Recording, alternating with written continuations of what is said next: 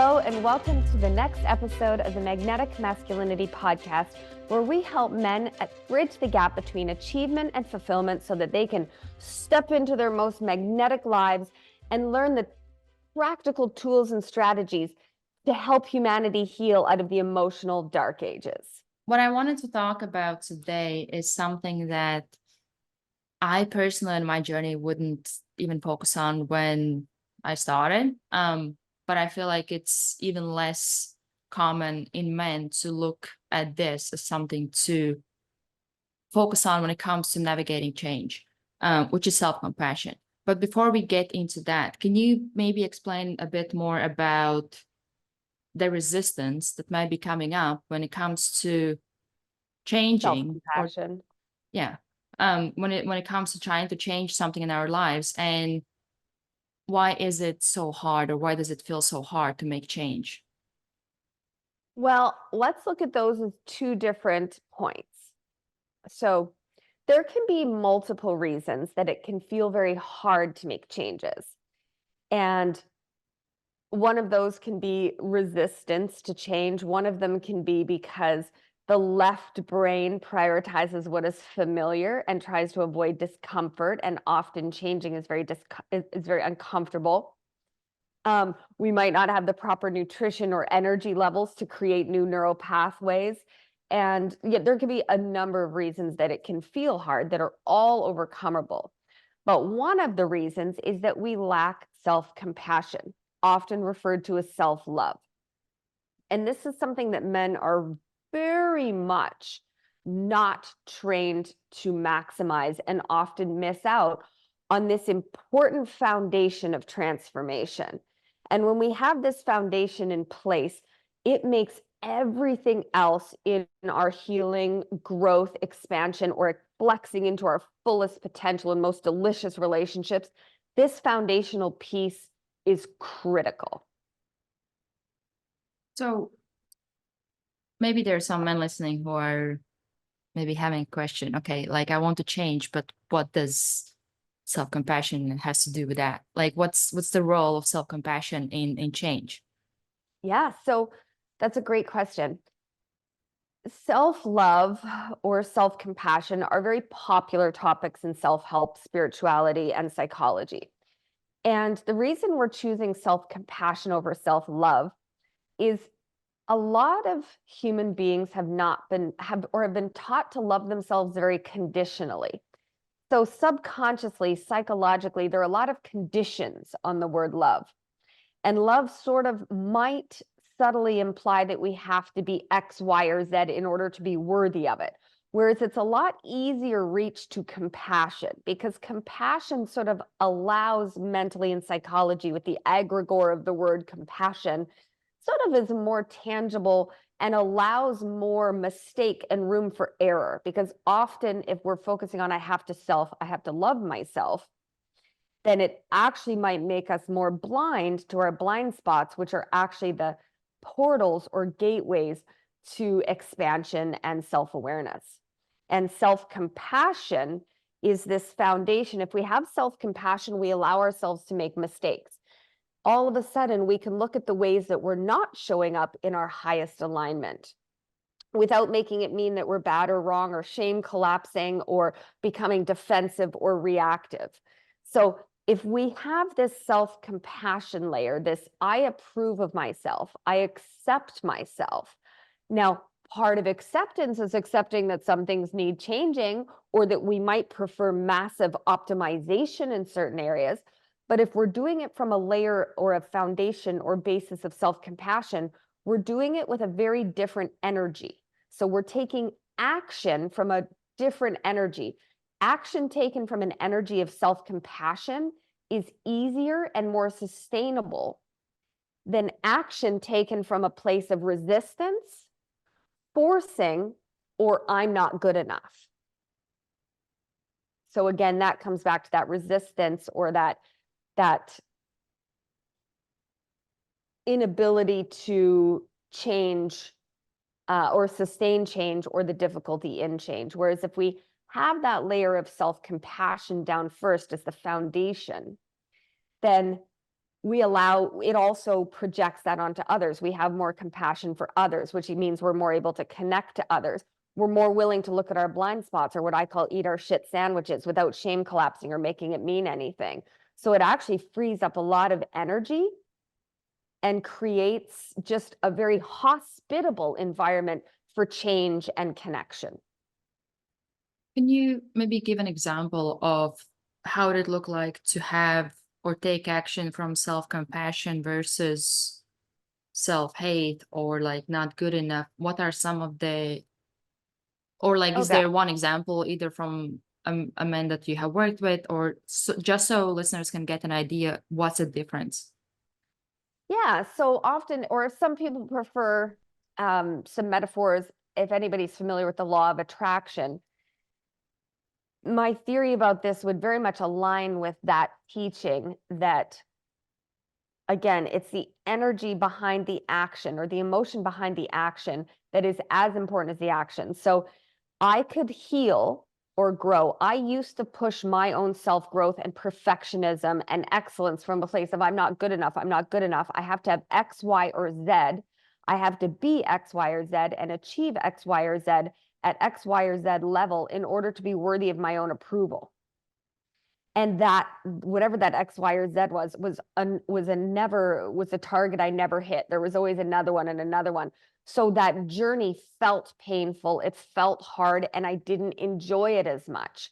Whereas if I take action from a place of I'm awesome, I've screwed up a ton, and my gosh, I've learned a lot. What can I do next? And I want to be excellent because I am excellent. And it's okay to make mistakes. Then we're going to be less likely to suppress, judge, project, experience a lot of exhaustion, because it's very exhausting to take action from a place of resistance. So yeah, it's basically taking action from alignment or taking action from resistance. And when you think about the very nature of action, it's energy and motion. And if you're taking action with a big energy of resistance, it's a push-pull. It's that self-help cliche of 3 steps forward, 5 steps back, or 2 steps forward, 3 steps back. And if we're taking action from resistance or from a place of unworthiness, then it's sort of like trying to take action with, say you've got 5 or 6 pieces of you, parts of your personality, those parts we talked about, in a canoe, and they're trying to canoe to a destination, but half of them are canoeing in the other direction, and half of them think they should be drowning because they're not good enough or whatever. It's just not as fun or helpful or easy as if we're all on board and we have that energy of self-compassion behind us. It's okay to make mistakes. I am good enough.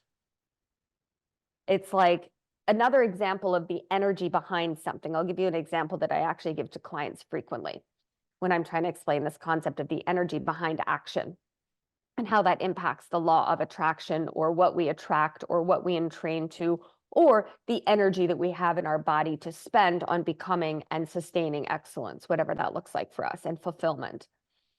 So I have twin brothers, okay? They're both saving money. They're both saving $5,000 a month. Let's say, just because it's an easy number. Now, one of them, so they're both saving $5,000 a month. They have the same amount of money in the bank. One of them is saving money from an energy of, oh my God, I only have $5,000 a month to save. I'm never going to be okay in retirement, which some of it might be true, but it's just not helpful. Our economy is going to crash. Our fiat system is doomed to fail. Inflation is ruining my ability to have buying power. And I'm such a failure. I should have more money. There's never enough. I'm never going to have enough. And it's saving that $5,000 from that energy. The other person is saving that $5,000 and has the exact same money in the bank, but has an idea of, I'm really great.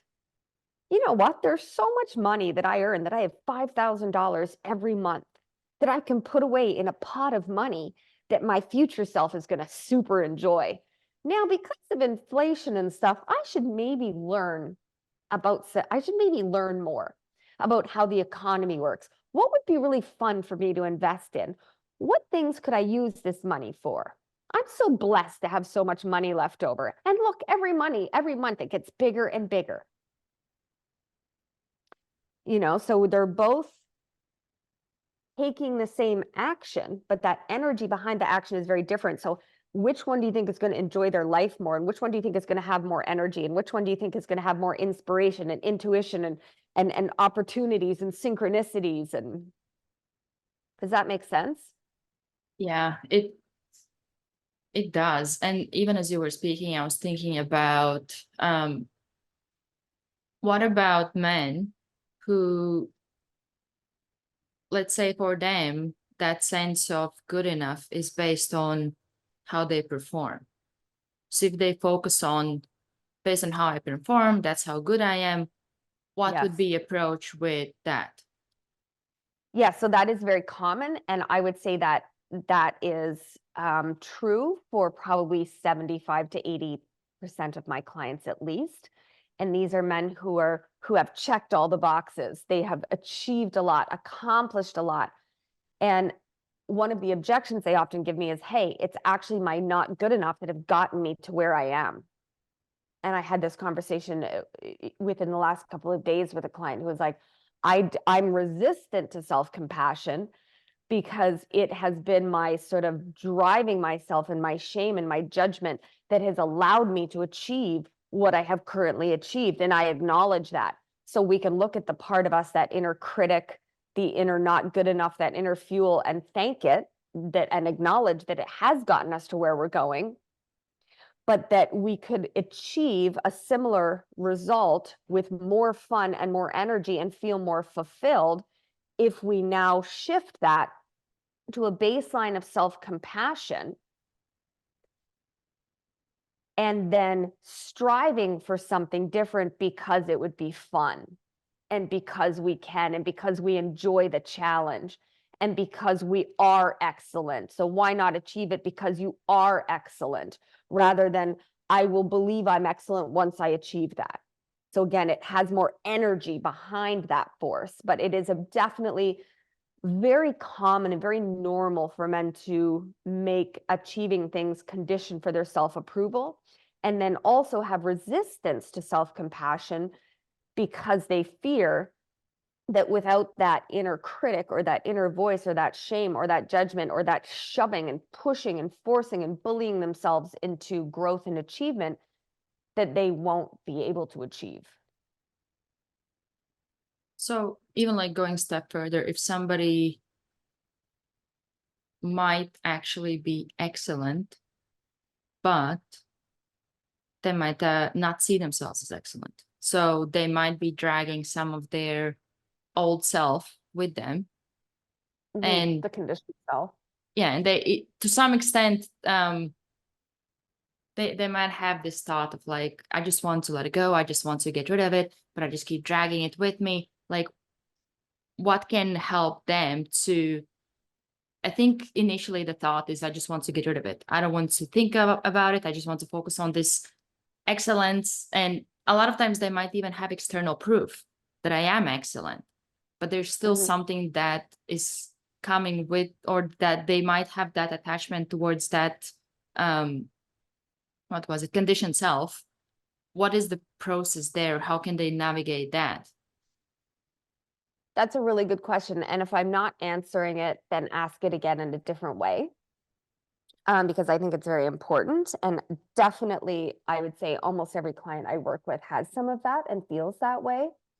So when we're looking at parts of us that might be an inner critic or might have been pushing us and bullying us into growth our whole life, it's less self-compassion self-compassion as a concept includes compassion for all of your parts. And again, if we look at this part of us and be like, oh, now I know that that's not optimal, I just want to get rid of it, then what we're doing is we're actually sort of creating more separation, more disapproval of self, and more shame or evidence that we're not good enough. So we want to approach all of our parts with a lot of compassion, which is why it's helpful to do the self-compassion layer before we do those other things. Does that make sense? Yeah, and with doing the self-compassion, how would that look like, especially when the default is just like similar to I'm what you not good said, enough. like beating myself up and just like that's how I succeed. Yeah. And how do you even like introduce self-compassion when it's like Yeah, that's a very good question. it's so like uncomfortable, it's so like no. Yeah, that's a great question. I can remember in my life when I felt physically sick at the thought of complimenting myself. Because I'd be like, what if I was, then I'm bragging, or then I'm boastful, or it didn't matter how much I achieved. I'd be like, nah, it's not that good. It's not as good as this person, or whatever. And a lot of my really excellent clients, I mean, I've been privileged to work with thought leaders, game changers, CEOs, PhDs, millionaires, and I look at these men and I'm just so in celebration of everything they've done and everything they are and everything that they are not yet and everything about them and everything that got them about where they are. But a lot of them don't still have that underlying concept of not good enough, which again is the absence of self-compassion. So we can start introducing self-compassion in many different ways. And I have lots of tools because different things work for different people. And what works for one person doesn't work for others. But I think as first finding any resistance to self-compassion can be helpful. So again, that we're not in that boat with 6 characters with 3 of us paddling in one direction and 3 of us paddling in the other. So if you have like anything that comes up, resistance in your body or thoughts of like, I said a lot of clients tell me, but I won't be able to achieve anything without that. Or if I'm self-compassionate, I'll let myself get away with things. Or who am I to think I'm better? And it's not about thinking we're better, it's about compassion. And if I allow myself to fail, then I won't be able to achieve. So whatever those resistances are, write them down, bring them up, examine them, challenge them. Don't judge them. Don't be resistant to your own don't be resistant to your own resistance. That's a trap I fall into sometimes.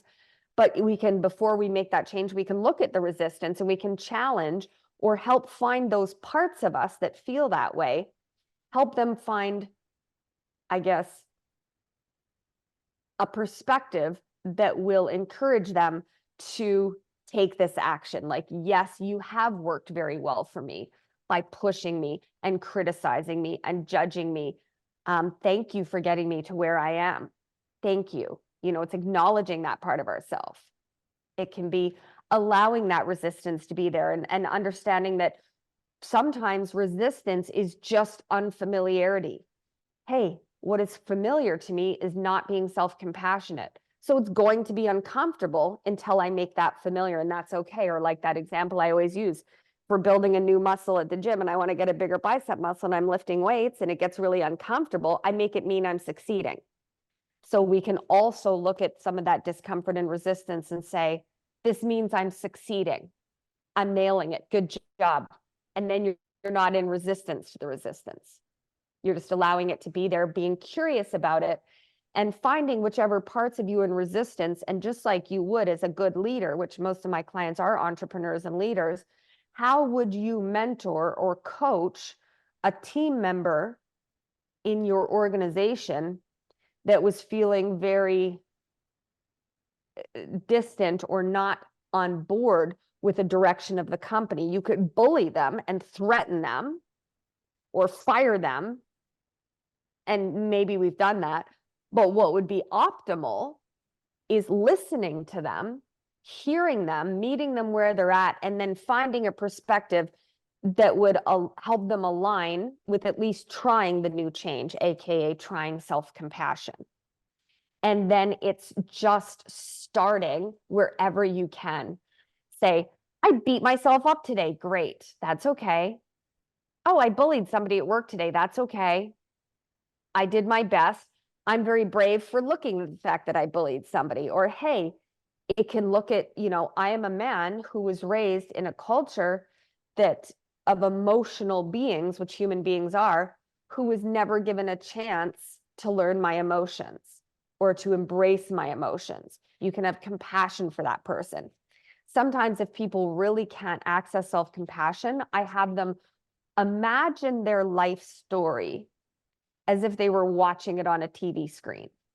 So watching it happen to a character in a movie, how would you feel for that character? You would be like, he's an idiot.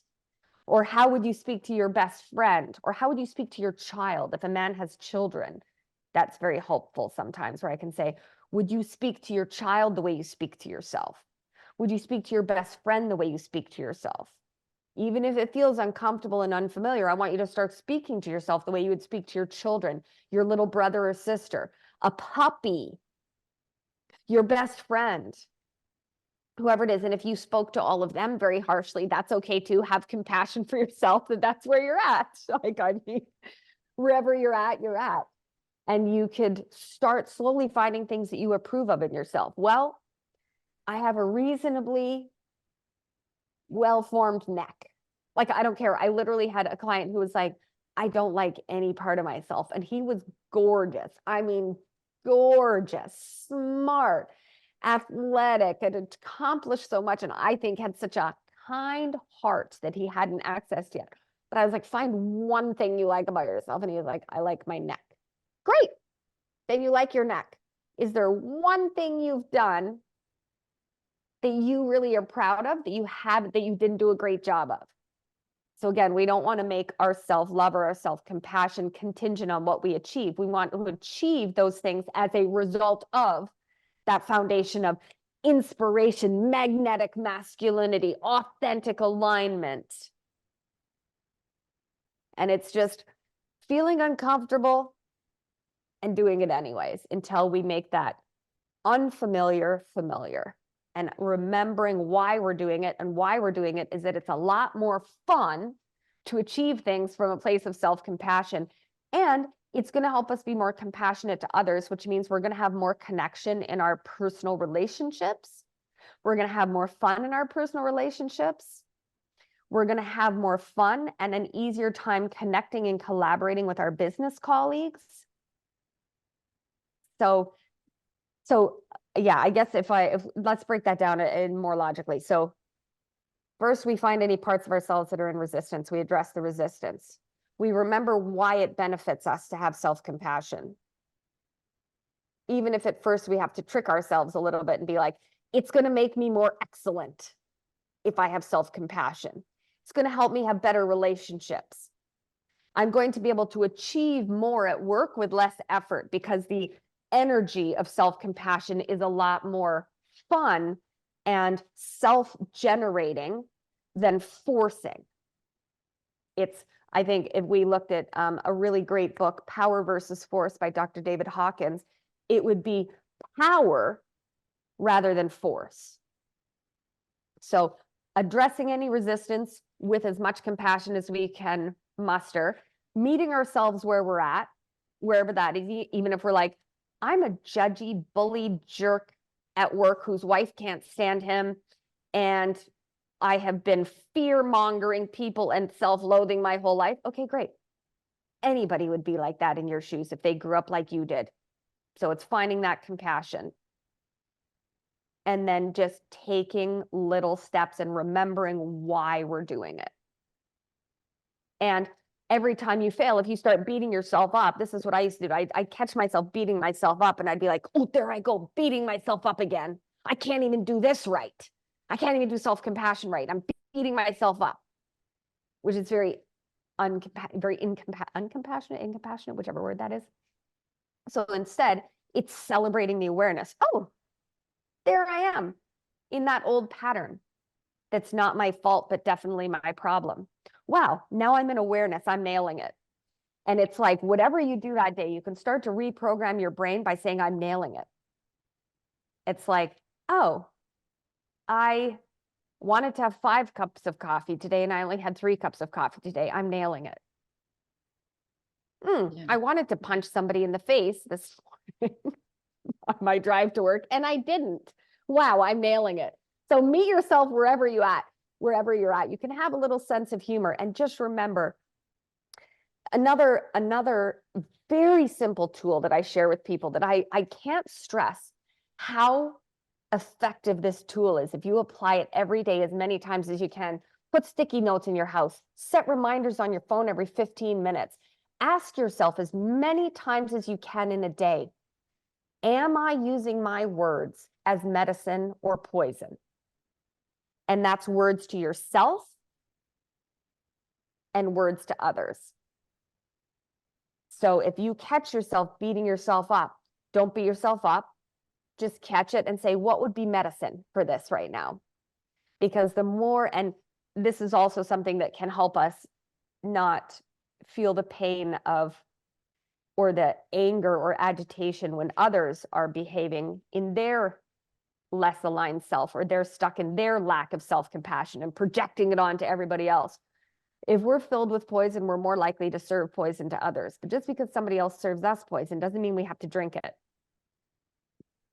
And if we find ourselves serving poison to others, there's no point in beating ourselves up by adding more poison. We want to be accountable. We don't want to be like, oh, well, it's not my fault. It's because I'm filled with poison. I mean, we might do that. I've probably done that. But what would be more optimal is, hey, I'm filled with poison and that's not my fault. What can I take that's a little bit of medicine? And that's self-compassion. Hey, you did your best today. Hey, you drank a glass of water today and you don't normally drink a glass of water. That's amazing. You're nailing it. Meet yourself wherever you're at and start celebrating and celebrating and celebrating. And notice the resistance, but remember that sometimes that resistance is a sign of growth. That discomfort is expansion, and the left brain wants to keep familiar patterns running because it's a computer algorithm, right? It's software, it's a program. It wants to run what is familiar. It's electricity. It wants to take the path of least resistance. So once we've addressed any parts of us that might be in resistance to the change, any discomfort or resistance after that just means you're nailing it. Yeah. One thing that you said that I find could be beneficial to talk about. You said that it's not about better, it's about compassion. And I wanted to touch on what's the role of comparison in this, or in being compassionate towards ourselves. As an example, let's say somebody wants to be more masculine in whatever it is that they define as masculine, and they look at somebody else and they're like, why can't I be like them? What is it that can be helpful in approaching that kind of situation? Well, if you're looking at somebody else that you admire from a place, from an energy of shame, which is the absence of self-compassion, which makes people very uncomfortable, especially men, but let's just do it anyways. Or from that harshness, or that toughness coach. If we're looking at somebody else, it's probably going to feel like envy. It's going to feel like, why can't I be more like them? And that in itself might drive us to become more like that. But again, if we're trying to become more like that from that energy of resistance and that energy of self-loathing, it's just going to take a lot longer. It's going to require a lot more energy, and it's not going to be as fulfilling. Or it's going to prevent us from being like that because we're comparing ourselves to them. If we already have that foundation of self-compassion and we look at somebody that we admire or we want to be more like, it's more from an energy of, oh, I'm feeling envious of that. That's an indicator in my emotional navigation system that I might desire that. I'm awesome, so I can have that if I want it. It's not, if I have that, I'll be worthy of my own approval. It's like, I'm excellent. Who knows what it's going to take to get there? I might have to fail 3 or 4 times, or, first attempt in learning, however we want to look at failure. Failure is evidence, right? Failure is evidence of effort and bravery. It's ever expanding discernment. Well, I know that doesn't work. Great. What else can I try? Oh, that doesn't work. Great. Now I'm 2 steps closer to what will work. And it's looking at those people as inspiring and alignment and feeling into that and celebrating them. Celebrate the energy you want to be in, right? celebrate that, embody it, think, what choices did that person make? And will being that actually really be in authentic alignment for me, and will it be fulfilling, or am I making it a condition for my own self-approval? Mm. And if we're looking at it from a place of envy, then it's probably just an indicator or a KPI that we have some more self-compassion work to do, or that we have some shame, or that, which again, there's no shame in shame. It's just information, right? We want to just treat everything as information to help inform us of what needs to be worked on. The same as if we're looking at a company. You're looking at a company and you're like, yeah, this company's great, but what is, what are the numbers telling me? What is the retention rate of senior executives telling me? It's just information. It's the same in ourselves. It's just that we make it mean a lot of things, because it's us, it's our self-concept, and our self-concept should be and our authentic alignment should be one of the things we put the most effort into life, because when we put the effort into that, everything else feels more effortless because we just have so much energy. Can you also explain what's the difference between compassion and what you call radical compassion? Yeah, so compassion is the acceptance of self, accepting the imperfection of self and approving of yourself. Doesn't mean we perpetuate, doesn't mean we ignore or perpetuate suboptimal behaviors and coping mechanisms, but we don't beat ourselves up for them. So we look at ourselves the way we would look at somebody we really care about when they're suffering or struggling or succeeding.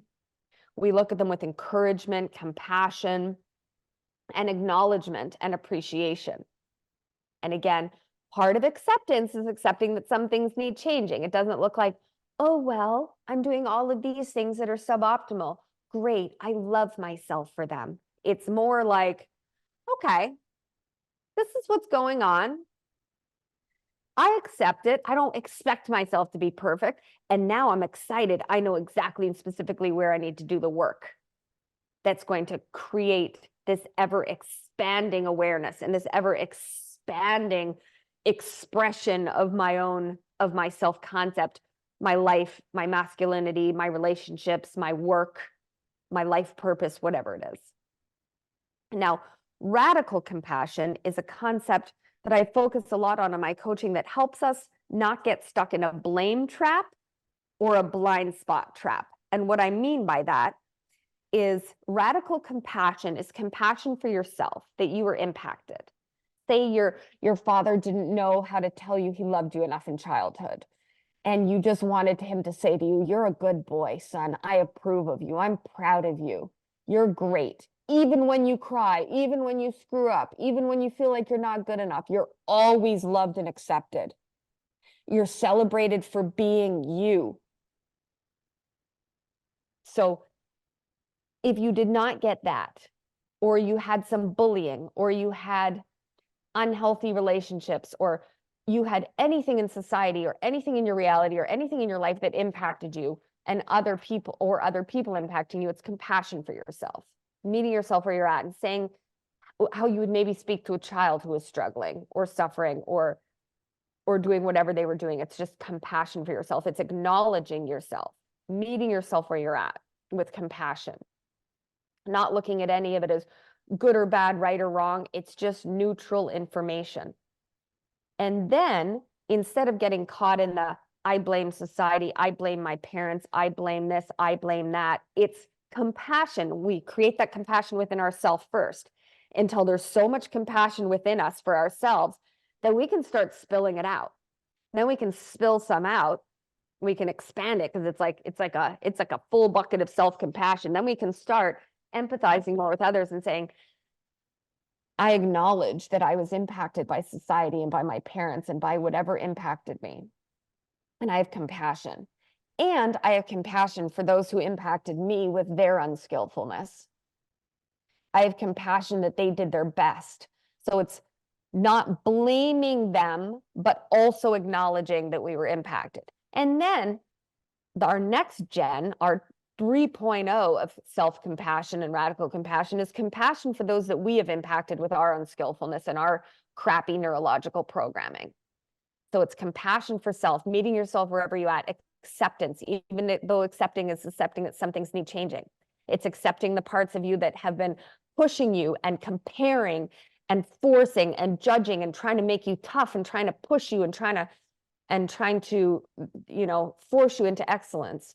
It's compassion for those parts. It's compassion for all your parts. It's compassion for the parts of you that beat themselves up. It's compassion for the parts of you that might mentally or verbally beat others up or speak rudely to people or get frustrated with people or invalidate people or whatever you're doing to other people, and compassion for the people who did that for you, which becomes very natural and easy when you have that foundation of self-compassion. When you expect yourself to be perfect, you expect other people to be a little bit perfect. And when you hold yourself to high standards and make achieving things contingent or a necessary condition for self-approval, then we tend to project that to others. If you have a harsh inner critic, we tend to be more critical of others. And then we put out that same energy that we're currently running through our own system, or the energy that's running through us. And then as we cultivate that self-compassion over time, and that compassion starts to leak out again, we can have that compassion for those who impacted us. We can have compassion and self-awareness for those that we have impacted without making any of it mean that we're bad or wrong. It's just like, whoa, I'm ever expanding awareness. We're not born meant to be perfect. We're born to learn and grow in Earth School here. You're not the same man you were yesterday or the day before, a week before, a month before. So if we're not willing to look at what's not working with a lens of self-compassion, it's going to be harder to change, or we're going to become blind to things. Like a lot of people, their whole self-concept is, I am a good man who is successful and kind and smart and honest. So their mind shuts out any way that they are not that, because they're so paralyzed and afraid to look at it, because they don't have compassion. They have, this is who I have to be worthy of my own approval, instead of, I am worthy of my own approval regardless of anything else. And then men are shocked how much more they can get done in less time with less effort and feeling better and more able to connect with others when they cultivate this self-compassion that usually they're quite resistant to at the beginning. And maybe as we close off, what did you say to somebody who is listening to all this and they're like, this is way too much self-compassion talk and emotion talk and all this kind of thought? What did you say to a person listening and maybe having some of those thoughts? I'd say that's perfectly normal and valid, completely common. And how's that been working for you up till now? Are you totally happy, really fulfilled, engaging in really nourishing, fun, sexy, exciting, stable, safe relationships? Do you feel awesome about yourself? Not in a, I'm better than anyone else kind of way, because again, that's a coping mechanism that actually, to me, is an indicator of the absence of self-compassion. That's the ego having to create a concept because it doesn't have self-compassion. It has all these contingencies, all these like, my self-worth is contingent on XYZ, XYZ. So I don't even see that as a bad thing either. To me, it's all just information about where somebody's at. And yeah, and if you want to have a better relationship with yourself, better relationship with others, more energy to achieve more in less time with less effort, you want to have more inspiration, you want to be more inspiring to others, then you're going to have to do it anyway. So do it. I love it. Anything else you want to add? What's the cost? What's the cost of not doing it? Or I would say, let's look at a little boy who has two little boys, twin boys. Let's put twin boys again. One of them they've been separated at birth. One of them has a father who says things like, come on, you can do this. You're the best. You have to be the best. You know what? I'll take you out for a reward when you're the top in your class, when you're the best football player, when you're the best at this, when you have the highest grades, when this, when that. And I might imagine how that little boy feels. He also has a coach who's like, suck it up. Don't cry. Let's do it. Emotions are for sissies. Suck it up. Be a man. I want you to imagine how that little boy feels. Is he going to be excellent? Probably. He's probably going to be, you know, top of the game at whatever his sport is. He's probably going to get straight A's. But how much is he going to enjoy his life? And then let's take his twin brother, who is a father, who says things like, "You're excellent, son. I'm so proud of you every day. I'm so proud of you. You're amazing. I love you. And you are going to be amazing in school because you're excellent.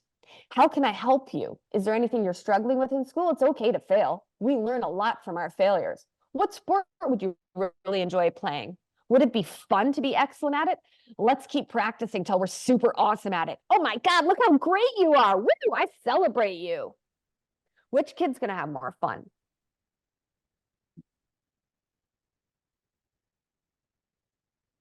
And at the Anything end of the else? day, does it matter if you achieve all those things if you don't enjoy it or you don't have fun and you have no energy and you feel lousy all the time?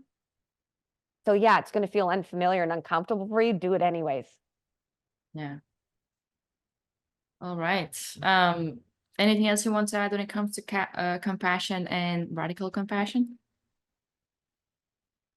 I think that covers it. I would love for people to ask questions or share any resistance they have. And again, I just want to recap. Find any part of you that's in resistance to self-compassion. Find any judgments you have about it, fears you have about it. Release those first so that you know that the discomfort is not a resistance that's going to keep pulling you back 3 steps forward, 5 steps back. And then just trust that the discomfort is going to be part of that growth, the same as if we're growing a bigger muscle. And just keep doing it one step at a time, over and over and over. I approve of myself. I celebrate myself. I'm nailing it. And speak to yourself as you would speak to somebody you really cared about. Ask yourself, am I using my words as medicine or poison? And then make a conscious choice to do it differently over and over and over, as many repetitions as it takes, because it's going to take a lot and it's going to take a lot of failures. But eventually that is going to be your new subconscious baseline or program. You're going to have more energy. You're going to have more fun. You're going to have more connections. You're going to be able to achieve more with less effort and less time. So keep at it. I love it. I can't add anything more. Well, thank you everybody for listening. And if you have any questions or you want to book a call with Sandy, we will have all the details in the show notes. And we will see you next week. And next week we are talking about parts. Oh, all of our parts of our personality. This is really fun and this is really important. And this is going to be a game changer in helping you achieve your goals. Yeah. So we will see you next week. See you then. Thanks so much, Astra.